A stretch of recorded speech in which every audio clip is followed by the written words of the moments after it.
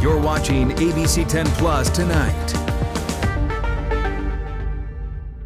Hello, I'm Laura Painter. You're watching ABC10 Plus Tonight. Caught on video, we're hearing from a South Sacramento food vendor who was shut down and had hundreds of dollars of food thrown out. What he says happened. Then, celebrating Black History Month, tonight we meet Sacramento State's first black head football coach. ABC10 Plus Tonight starts right now. We start tonight with a South Sacramento food vendor who says he's being treated unfairly by the city of Sacramento code enforcement. Officers were caught on camera throwing away all their food. Now, it happened over the weekend, and the owner of the taco stand caught it all on camera. ABC 10's Roxanne Elias talked with the owner and the city and has the details tonight.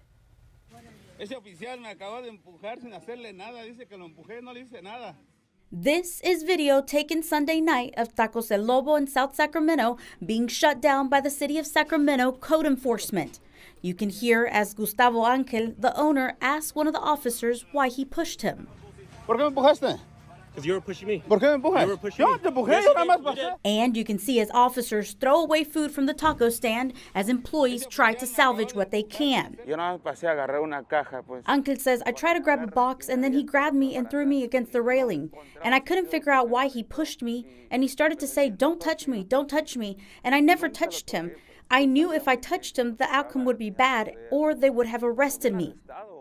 The 22-year-old showed ABC10 a bruise he says resulted from this. He admits he doesn't have a permit to sell food on the street. And in the past 2 years they've been open, the taco stand has been shut down at least 10 times. Angel says officers used to speak to them and warn them, but recently code enforcement just shows up and starts throwing away their food, which can cost them up to $1,000 on a weekend night. Angel says, I haven't thought about moving my business because in reality, there's nothing else we know to do. That's how we make our living for all of us. The shutdown comes after the Sacramento Board of Supervisors approved an ordinance that requires sidewalk vendors to have a health and business permit to operate legally. But it doesn't go into effect until March. The city of Sacramento sent us this statement, which says in part, in response to complaints in the last 2 years, Tacos El Lobo has been given multiple warnings and citations by the city of Sacramento code enforcement, along with information on how to operate legally to comply with city and county safety regulations. Sunday, February 23rd, was the second inspection where Sacramento County Environmental Health confiscated unsanitary and unsafe food products and cited the vendor for operating without proper permitting. The purpose of these actions is to ensure vendors are abiding by the city of Sacramento and Sacramento County food and health safety standards. Angel says he understands the city has to do its job, but he questions the aggressive treatment and why it feels they've become the target when there are so many other vendors operating illegally. Angel says, this Sunday I felt really bad, and perhaps I felt discriminated against because he treated me as if I was a piece of trash. In South Sacramento, Roxanne Elias, ABC 10. Roxanne, thank you. The owner says he's confused on how to get a permit for his business, but he says he has no plans of leaving the location. Tonight, there's a conversation growing about voter-approved Prop 36 that's cracking down on crime here in the state. Senate Republicans argue the governor isn't funding the proposition properly, but the governor's office says billions for services are already being spent. We all want to feel safer in our neighborhoods, to reduce theft, and help businesses to stay open. A hearing on Tuesday brought state lawmakers together, focused on public safety, corrections, the judiciary, and more. The focus was on implementing Prop 36, passed by 70% of voters last November. The initiative says people convicted of certain drug or theft crimes could receive increased punishment, such as longer prison sentences. It went into effect in December. Now, State Senator Roger Nilo is calling on the governor to do more. In terms of the real funding need of the proposition, he's providing nothing in his budget. In addition to wanting to see increased funding for law enforcement, Senator Nilo wants more funding for mental health treatment and drug treatment. I do have concerns about people suffering from drug addiction being in jail, and that is the worst place for them to be. That is exactly why we need to get it into the budget this year. The vast need, the mental health treatment and drug treatment, he is specifically excluding that from the budget. People can draw their own conclusions as to what he's thinking. ABC 10 reached out to the governor's office, who highlighted many different services across the state and says, in part, despite predictably increasing costs, Prop 36 did not contain any funding mechanisms. Nonetheless, the governor will ensure the law is operationalized, and his proposed budget provided additional funding based on anticipated increase in inmate population. The governor's record on this issue is clear. He has invested $1.1 billion in recent years to fight crime like drug interdiction and retail theft, help local governments hire more police, expand California Highway Patrol, and enable the local district attorneys to more effectively prosecute thefts, all with the overall goal of improving public safety. According to the state's Legislative Analyst's Office, they say Prop 36 could increase the prison population by around a few thousand people, and some who previously served their sentences at the county level would now serve them in state prison. And Senator Nilo says the next steps going forward is the legislature's development of the budget based upon the governor's proposal. Okay, let's talk weather now. This month certainly made up for a relatively dry January, but Monica, February has really been a wet month. Right? It certainly has, and we're nearing the end of our rainy season. So far, we've seen several powerful atmospheric rivers helping to boost the state's water supply storage. All while in the background, La Nina was brewing in the Pacific. New research is showing just how much atmospheric rivers are influenced by El Nino or La Nina years. As the wet season nears a close, so does the opportunity to research atmospheric rivers off the coast. These giant rivers in the sky can make or break a water year for California. The absence of ARs can result in drought, but a series of back-to-back strong ARs can result in flooding. To better understand this connection to the state's water supply and safety, the Center for Western Weather and Water Extremes, or CW3E, has been partnering with hurricane hunters. 80% of the total rainfall of the year comes from January through March for the West Coast, and so all the data we provide is going to give the agencies that control levees and water reservoirs and just basically management of the water resources for the entire West Coast. A small crew with a big task. The people in the back, the weather officer and the loadmaster, are the experts with the weather equipment and the meteorological data. And so for us up front, we're mainly concerned with getting the plane safely through those environments, which can get very bumpy heading into the eye of storms. Like your focus is so honed in on everything that's going on that sometimes we don't even have time to, we just hold on. But unlike hurricanes, Amaryllis says for atmospheric rivers, they have a predetermined flight plan and execution for gathering atmospheric conditions. We kind of already know what we're going into, what we're going to the features that we're going to see. So atmospheric river is just different in a way. We are also very high. We're as high as possible, so we get more information of the atmosphere as well. All that information then goes to CW3E researchers like Chad Hecht. He says partnering with the hurricane hunters has been one of the biggest difference makers. These planes are going out and sampling the storms over the data sparse Pacific Ocean to get these observations within them and inform the models what's currently happening. He says they are also researching the influence of El Nino and La Nina, or ENSO, on precipitation in California. If, say, we have an El Nino that's telling us it's going to be wetter in one location, if it's drier, it's because we didn't get those atmospheric rivers. Showing the power of these storms and the importance of better understanding. If they don't know what's currently happening, they're not going to do a good job predicting what's going to happen in the future. Hecht adds, with climate change and bigger whiplash from wet to dry years, California will become more reliant on atmospheric rivers for water supply, and understanding HAR will become vital. It's the biggest party I've ever seen. Right? Very adorable. And I'm with the dolphins. This is a good week to socialize outdoors. It certainly is, yeah, especially with temperatures that are going to be right around 70 degrees or so. Watch dusk and dawn. That's mosquito territory. You don't want an invitation to that party, that's for sure. All right, satellite and radar, we are looking at that big looming system off the coast. In the meantime, we're under this ridge of high pressure. It keeps the storm track to the north of us, and temperatures quite mild, which will get us to a spring-like feel. And just like that, we're going to turn back to a cooler than average outlook for the first week of March. Also, a likely wetter. Now, this is going to set up not only for Northern California, but it looks like pressing into Southern California and much of the Pacific Northwest. So really starting to see a much more active weather period by the time we start off March. In the meantime, we're enjoying this sunny and mild weather. 70 today for Fairfield.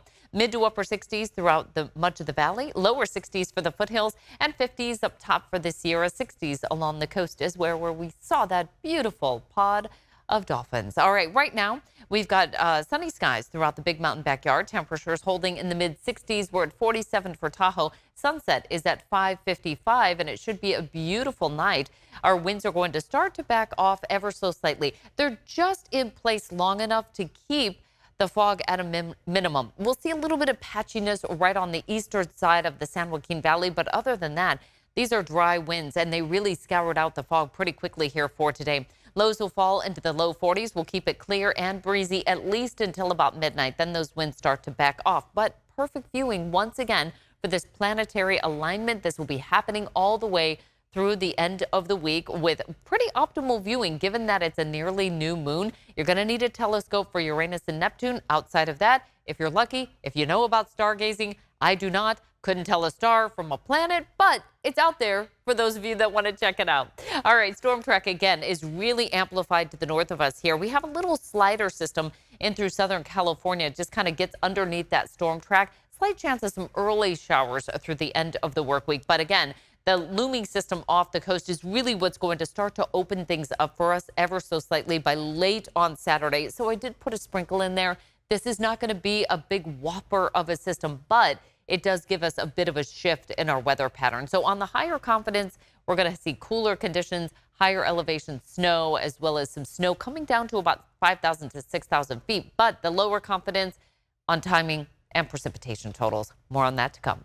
Highs in the 50s for the Sierra tomorrow, 60s to near 70 down the hill throughout the foothills. Across the coast, we're looking at highs in the low 70s. Can you believe this? San Francisco up to 71 tomorrow. Vacaville, Fairfield, 72.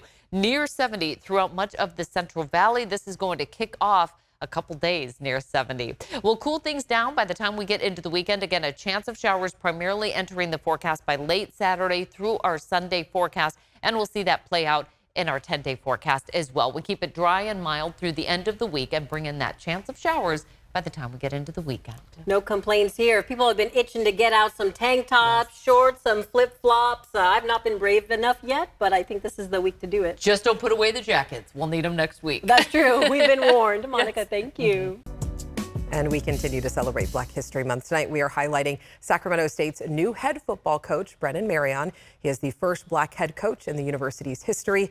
As he tells ABC10's Chris Thomas, he hopes to make a lot more history here in the capital city. It's fair to say it's an exciting time for the Sacramento State Hornets. They're buzzing about new head football coach Brennan Marion. He comes with over a decade of college football coaching experience, with his most recent position as offensive coordinator for the UNLV Rebels. He also held coaching roles at 11 other colleges. You're making history, first African-American head coach at Sac State. Do you have a dream that this would be a thing? Yeah, absolutely. I think anytime you see coaches that have came before you and you know, trailblazed the path, you feel like, man, maybe one day that can be me. Coach Marion tells me he was especially attracted to Sacramento State because of two African-American leaders, Sac State President Dr. Luke Wood and Athletic Director Mark Orr. Guys that look like me, that had some swagger to them, intelligent men who have, you know, built bridges, and ultimately for me was like, wow, we can do this together. We got something great that we can build here in Sacramento. And so I was excited to join them in their vision. The recent three-time Big Sky Conference champions are planning a big move, with the Sac State Student Athlete Advisory Committee officially endorsing the football team transitioning to the FBS, the highest level of college football in the nation. You want to see them on ESPN and playing in those big games, and so now this will give us the opportunity to do that. And talk to me about this. It ain't cheap. I think it's what, like $5 million or something like that? $2.5 million already voted on behalf of the students. Another 2.5 coming from donors. Yeah, absolutely. I mean, anytime you talk about leveling up or going to a new level, there's going to be a certain cost to that, and The thing that I'm proud about is our players are not taking that lightly. They're really grateful and appreciative by the work that they put in every morning out here. 1, 2, 3, champions! Here we go! You got your Go-Go Sacramento merch going. You're bringing that Go-Go offense here that you're famous for. What can people expect? We talk about living a championship life, and one great year can change our life. So every day that we put the work in, we have an end goal in mind. And so our thought process has always been to either win with us or watch us win. But at the end of the day, we're going to win. He tells me his determination to win and never give up was instilled in him at a young age. I started football in my grandfather's backyard when I was about 5. And I'll never forget, they were beating me up back there in the backyard. And I ran into the house to my grandfather, like, why they keep hitting so hard? It's like, and I was crying, and he was like, well, you can quit or you can go back out there. And I ran back out there, and ever since I've been kind of on the football journey and football train. And so, started football at a very young age. And, obviously I always say thank God for the ball that saved my life, and it's brought me all the way to this point. Oh, that's a powerful statement. It saved your life. Yeah, absolutely. I mean, growing up, single mom, moving around a lot, football's always kind of been my safe haven, my comfort zone, my place to go to, my rest, free from the world and the things that are going on. So it's been awesome. Well, did you know the Oscars are this weekend? Many films nominated could get the prestigious award of Best Picture. And one of them is called Honora, where a young woman gets a chance at a happily ever after, but not without some challenges along the way. The aforementioned Mark S. Allen is back to tell us more about Honora. What did you find out? Well, I'm finding out that it's much more of a crowd pleaser than you would think. A lot of the Academy Award films, let's be honest, they're not all wicked, are sometimes art house films that drag you through the delves of horror and bad things and never give you hope. This gives you so much hope, and it's funny along the way. A while ago, we introduced you to Walt Gray, the chef. Now I want you to meet a baker, Sean Baker, the director. Take a look. First question. Okay. It seems like Honora is the culmination of everything you built in over 25 years of filmmaking. Would you say that's an accurate way to see it? So I guess that you could say that. Sean Baker is really a great filmmaker. He mixes reality with fiction in a very beautiful way. I mean, I don't know if it's appropriate to say, but he's definitely my favorite filmmaker I've ever worked with. There were 3 iPhones. You can see from the production of this movie, we're not making a ton of money. So I had to sell off one of the iPhones to pay rent, okay? Now, for so many years, if you're an independent filmmaker, you're barely paying rent. Before your work gets recognized, you're the only one who's going to believe in your work. The challenge is really just getting through these years, learning how to still stay in the industry, by taking editing jobs, by shooting corporate videos, by doing whatever I can do to keep fresh. And then you're suddenly at a place where, the struggles of those earlier films that may not have gotten attention, suddenly are getting attention, and then you can sleep that night. That's the goal, to be able to sleep that night. A particular film that captured our hearts, let us laugh, and then broke our hearts and never lost sight of the truth. This is honestly not just a dream come true, but it's the dream come true. This was it. This was the goal that I had in mind for 30 years. The Palme d'Or goes to Honora. In my eyes, it's almost a celebration of all the films that I love. This film would not have been this film without my entire career.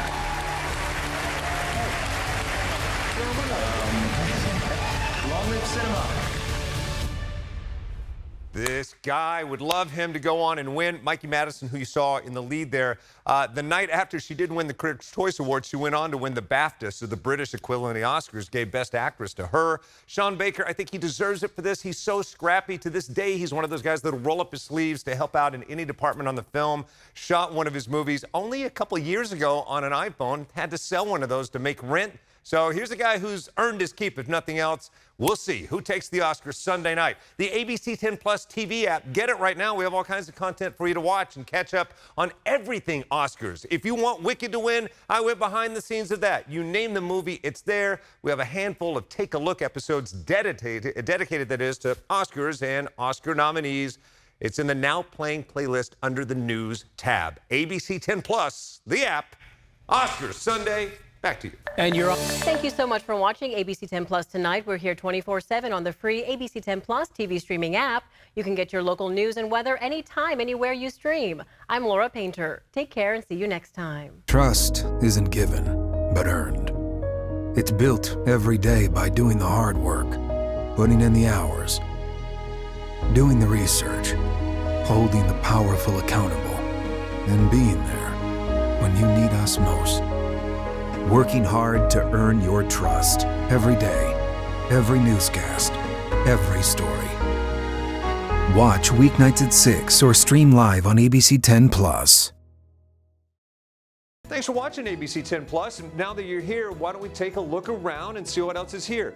The very first tile on your left is always going to be streaming 24/7. You can find us adjacent to that, breaking news if it's there. And then right next to that, a replay of the most recent newscast. Whether it's ABC 10 Morning News at 5, 6, or beyond, it's going to be there. The forecast beyond that, and then right beyond that, the news that matters the most. Now that you know the basic tiles, let's go up to the top and take a deeper dive into news. We have every single newscast that you would need, including To the Point with Alex Bell, taking a deeper dive into the issues. Beyond that, ABC 10 Morning News at 5 and 6 and 11, the evening shows as well. Below that, you can watch the top stories from To the Point. Under that, Dollars and Cents, where you can learn how to navigate this challenging economy. And below that, you can watch our award-winning ABC 10 Special Investigations, where we hold the powerful accountable. Going into weather, look, it's the 10-day forecast, getting you ready for the weekend and beyond. Beyond that, sports. I know you care about the Sacramento Kings. We have the most comprehensive guide to anything, everything Kings in the locker room and on the court. We have it. Below that, I know you care about the San Francisco 49ers. We can't mention Bay Sports without talking about the Oakland A's. We have that too. Backing out again, come up to the top and join me on Verify. I'm super excited about this. Our experts are checking the facts, verifying the truth for you. Jump up now to shows. Very excited about this. Oh, look. It's Take a Look. This is my show. I love movies, and if you love movies or streaming shows, whether it's on screens this big, or this big, it's Take a Look. Recently went behind the scenes, sat down with Lady Gaga and Joaquin Phoenix to talk about Joker 2. I love the movie, and oh, I just heard you shout you hate the movie. Jump in, we talk about it on this show. Other shows, Bartell's Backroads, go up and down the state of California, tank of gas getaways, one fuel cell getaway, like places like the Toy Museum. This is what kids did before they had screens. Over here, the Moaning Caverns of Calaveras County, one of the most coveted caves in all of California. You know, watching this show, I discovered there's a cave that could fit the entire Statue of Liberty in your own backyard. You'll find about that and more with Bartell's Backroads. Down below that, To the Point. It is one of my favorite newscasts because they talk about news with Alex Bell the way you talk about news. It's conversational, but in-depth at the same time. Below that, Your California Life. Love this show. Whether it's entertainment, food, beverage, lifestyle, it's there. Desiree Shepherd hosts and does an amazing job. So there you have it. It's ABC 10 Plus, the app. What do you need? We heard you and we got it. Thanks for watching. Thanks for streaming.